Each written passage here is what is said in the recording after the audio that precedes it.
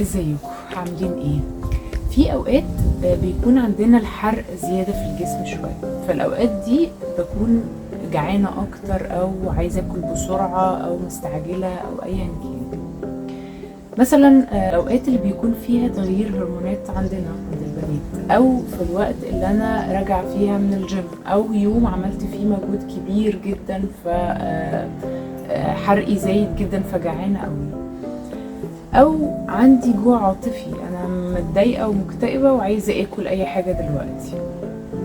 ايا كان السبب اللي مخليني جعانه جدا ومش مستنيه ان انا اجهز اي حاجه، فمن ضمن الحاجات اللي بتساعدني ان انا ما ابوظش في الاوقات دي ان انا اكون مجهزه التلاجة بتاعتي، انه يكون في سناكس دايما جاهزه سهله ان انا افتح التلاجة الاقي الحاجه واخدها، مثلا زبادي، قطعة جبنة مع قطعة لانشون أو تركي أو أيا كان، فاكهة، حبة ناتس مع قهوة. كل الحاجات دي ممكن تنقذني بشوية وما تخلينيش إن أنا أعك في الأكل.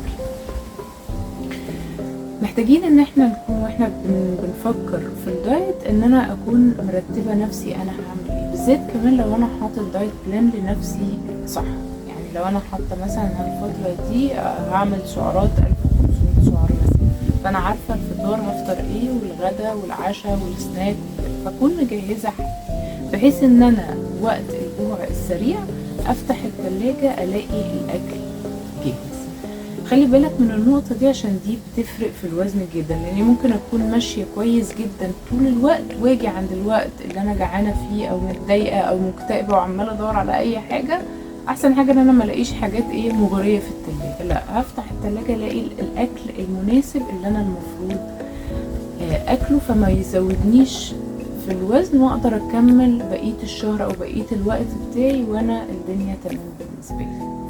لو محتاجين اي اسئله ابعتولي، لو حابين ان انتوا تشتركوا معايا اساعدكم نعمل دايت بلان صح بحسب وزنك، بحسب الحاله الصحيه بتاعتك، بحسب نشاطك طول اليوم، بحسب عدد الوجبات اللي انت عايزها بنقسمها صح، وبنعمل دايت بلان بحسب كمان الاكل اللي انت بتحبه. يعني نحاول نقرب وجهتين النظر، الرؤيه بتاعتي زائد الحاجات اللي انت بتفضلها وبتحبها.